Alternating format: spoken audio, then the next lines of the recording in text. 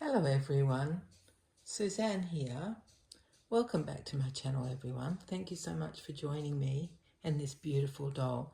I thought for a change I would come on and show you, instead of a reborn doll, I would show you another doll from my Kathe Kruse collection. I think last time I showed, well I don't think, but I know last time I showed you the closed-eyed version of the Traumerchen. This is the open-eyed version. It's the same model, but this one has open eyes. And I think this one is not as old as the first one I showed you, which was about 1940. I think this one's probably from around the 50s. Please excuse her little black mark on her chin. She's got some other marks slightly here. I'm saying she, but really it could be any gender. Anyway, yeah, I can't get those marks off and I don't want to rub too hard. So she's coming to you with a little beauty spot on her chin. But yeah, so I'm not sure of the exact age, but I just love this one. This one has a spot sitting on one of my shelves. When I went to get her or him down, I just had a look around my doll room, which I love doing. I don't do it often enough. I usually go in there with a purpose, but this time because I was just looking and checking out all my Kathe Kruse dolls, which aren't all in one spot. They are a little bit spread out. Some are in, what do you call those things? Cabinets. That's what you call them, cabinets. And some are sitting on shelves and, well, a couple are in a pram. The one I showed you last time was in a pram, along with my Schlenkerchen, which has a slightly smiling expression. So I think when you look at this doll, you can see how much, or why I love serious looking dolls. Well, maybe it's the other way around. Maybe I love Kathe Kruse dolls because they're mostly fairly, well, they're meant to be expressionless, but they always look a bit serious to me. And when I was a little girl, I was a very serious little girl. I used to think a lot about stuff and always was thinking deeply. Goodness knows what I was thinking about. Probably dolls. Like, what else is there to think about in the world? But yeah, and that's something that draws me to these dolls, and the fact that they have hand-painted faces and, well, the early ones are completely handmade. I should imagine this one isn't completely handmade. So let me describe to you a little bit about this doll, which weighs a ton. She's really, really solid, like hard, solid, and heavy as anything to pick up, heavier than a reborn. Her little head is solid, like the other one's head, in that magnesite, whatever that material is. I think it is concrete, really, or some form of concrete. It's obviously quite a smooth substance. And the body is solid underneath. I don't know what it is made of, whether it's some sort of solid foam or I'm not sure what. It's very solid.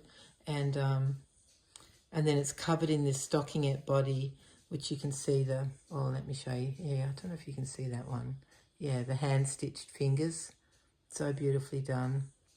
And they're shaped, the fingers are shaped underneath as well as just being stitched there as well. Let's see if this little girl has a little person, I should say, has a, oh, I can't do it without undoing that button. So I don't know, I'm sure she has a belly button under there somewhere. That's one of the features they have. So pretty solid, heavy, beautiful. This one's in really good condition. She's pretty clean. I'm not sure if this outfit is original. These two marks here are rust marks that I couldn't get out. If I was still allowed to use Rusty Band, they would be gone in a flash. But unfortunately, that was discontinued some years ago because it was found to be carcinogenic. And honestly, I wouldn't care about that if I could just get rid of these two dots. I'd be much happier without those two rust spots. But otherwise, her clothes are really clean. But I don't know if they're original or not. I'm thinking they're not because, look, the sleeve doesn't quite reach down to the wrist. It does if you stretch it, but I don't think it's original. Probably 1950s, I would say, judging by the fine knit that it is. It's beautiful. It's not hand knitted. It looks like it's machine done. And then this little white cotton, it's actually a short sleeve blouse with some lace around the sleeve. Yeah, and that actually, see that lace up there? Just there, that's same as what's around the edge of the sleeve. Little short sleeves. And then this little jacket just ties at the front. Very simple. Anyway, my favourite thing on that this doll is wearing is her nappy. Look at this nappy. Oh my goodness, it does something to me. I can't tell you what it does to me. It just makes me so happy. Look at that stunning nappy. It's a beautiful quilted fabric. Oh, love the construction. Wouldn't be good on a real baby. Imagine dealing with that with a real baby, but on this baby it's perfect. I love it. Absolutely love it. So it's got a piece that comes to the front with 3 buttons to do it up, and hand sewn buttonholes. You can see the hand stitching in the buttonholes, and then beautiful lace around the edge of that. And then the front comes right up high like Harry High Pants, almost to, not quite to under her arms. And yeah, that's the nappy. And the little shoes match. They're made of the same beautiful quilted, fine quilting cotton, just gorgeous, with pink bows to do it up. Oh, maybe that's why I always think of this one as a girl. Could be. Not that pink means girl. Pink is just a colour, but you know what I mean. I absolutely love that nappy. I would be so tempted just to display her without the 2 tops on, without the little blouse and the little jacket. But I think the more clothes they wear, the more protected they are. Yeah, luckily she hasn't got any rust marks on her. It's only her little shirt, so it's not so bad. So yeah, this is Traumerchen. She's about 50 centimetres, which, what did we decide that was last time? I think about 20 inches that comes to, because, yeah, I think that's right. Because 20 centimetres is about 8 inches. Is that right?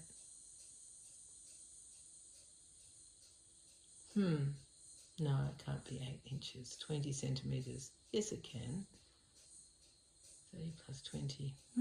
Anyway, I can't tell what 50 centimetres is. I should have looked it up before I came on, because now I'm confusing myself, so I will just stop thinking about it and sort it out afterwards. But yeah, she's 50 centimetres long, which is 1 ruler plus 20 centimetres. So she can't be 20, 12, yeah, 20 inches. Yeah, that's right. 12 plus 8, yeah, about 20 inches. So similar size to a newborn, or a reborn even, 20 inches. Oh, phew, I'm glad I sorted that out. Thank you, brain. Yeah, but she weighs a ton. She's a solid thing. Oh, my goodness, but so beautiful. I do love these dolls. So that's why I thought I would come on and show you what I promised I would show you. I also have another Traumerchen that I'd like to show you with dark skin. All original outfits that was from the 1984/85. I'll show you that one next when I come on with another doll. And just when I was looking around my doll room, I've got so many beautiful examples of Kathe Kruse dolls. Oh, can't bear it. I just love them so much. I could go on forever about them, but I won't, really. She was just a remarkable woman. She was married to a sculptor. They had 7 children, and she wanted her husband to bring home a doll for her daughters. I don't know if she had 7 children by then, but she already had some daughters and sons. And when he went looking for dolls, he only found bisque dolls, and he said, I'm not buying one of those hard, cold things for my children to play with. He didn't approve of giving a doll like that to a child, because he said it's not soft, it's not cuddly, it's not, not realistic. And so Kathe Kruse decided that she would make a doll, which she did using a potato and a tea towel. And her children really enjoyed playing with that. And then she started to think about how to make a doll, and she started working on mask faces, just made with fabric, hand painted. And then there was a doll exhibition, and I think it was in New York, or was it a toy exhibition? I can't remember where it was, in the early 1900s. And she was invited to submit a couple of her dolls, which she did, and she got so many orders, and that kind of got things started. And the dolls were completely handmade at that stage, stuffed with reindeer hair, which I have a lot of Kathe Kruse dolls stuffed with reindeer hair, which to me, it rolls off the tongue, and I never really thought about it until it clicked with me. Well, that's hair from reindeer. Like, seriously, that's what they used to stuff the dolls with. Anyway, and hand stitch all the heads and the bodies, and oh my goodness, so beautiful, the work. and hand painted the faces, which is why each one is a little bit different. Just like with reborns, you know, each one is a little bit different. It comes down to how the artist paints, doesn't it? The kit can be the same, but done by different artists, the dolls often look very different. But the basic thing that Kathe Kruse wanted for her children and for her dolls was that she wanted them to be play objects, to be, well, not indestructible, but that a child could really enjoy, cuddle, play, dress, everything. And also she wanted the doll not to have an expression on the face, because she wanted, when the child was playing with the doll, she wanted the child to be able to project any story onto the doll's face and use any emotion that the child felt the doll was feeling. So yeah, that's why they have basically, well, to me they look serious, but they're not smiling expressions, except the exception is Schlenkerchen, which is a smiling doll. I will show you that one time. It's beautiful, different, small, and just very different, but beautiful. I still love it. Of course I do. They're hard to find. I was very lucky to get my Schlenkerchen from, I think I told you this story last time. I think I did. From a lady, I've forgotten how I got to know her, but her grandmother had been in Europe in the war and then escaped to America and took her Kathe Kruse dolls with her. And Schlenkerchen came from her, but the woman that I knew and her daughter were here living in Sydney, so I can't remember how it all happened. It was so long ago, but yeah, anyway, I don't know how I got this one. I really can't remember, but you have to know that I've been collecting for many, many, many years. Back in the day when the Australian dollar was very in parity almost with the American dollar. Shipping was super cheap, nothing like now, which is through the roof. It's a huge consideration now. I don't ever want to pay more for shipping than I do for the item, which is often an option I have. Like, do I want this badly enough to pay more for the shipping than the thing? No, thank you. So I often don't get things. But it was back in the day when eBay was really good. And yeah, it was just fabulous. So I could have got her on eBay. I really don't know. And imagine shipping something this heavy these days. So yeah, I've had her for a long time. Yeah. So I've had it's Sunday here. It's a beautiful sunny day. Breeze is blowing. Birdies are talking and the cicadas are carrying on like they do. And it's just gorgeous outside. Quite high humidity. I've just had a lovely visit from my family too. My youngest daughter and her oldest daughter, who's so tall. Oh my goodness, these grandchildren, I tell you. Anyway, so and their two dogs came to visit, and I just love those dogs, as I've told you before. Irresistible. One is called Arnie, after Arnold Schwarzenegger, because Arnie was a very tiny puppy. He's a cross between a dachshund and a chihuahua. So, and he's got the colouring of a dachshund. He's black and brown. And then his little sister, who came from the next litter, is called Ripley, from that scary film, you know, Aliens. Her name is Ripley, and Ripley is smaller than Arnie, and yeah, and she's just brown all over. Same parents, different litter. Yeah, those two dogs are just, tell you. Anyway, if you're a dog lover, you know exactly what I'm talking about. They're just irresistible. They're so sweet. Dogs are amazing. The way that you can look into their eyes and tell what they're thinking. It's just incredible. So yeah, here we are on a Sunday afternoon. I don't know what the time is. 1 o'clock or 2 o'clock, somewhere like that. Something like that. Yeah.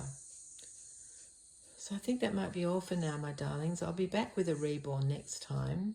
I did get a few more bits from Zara on sale, super sale, crazy things that I've been looking at for ages at high prices now, you know, less than half. So how can I resist? Well, I can't. I didn't.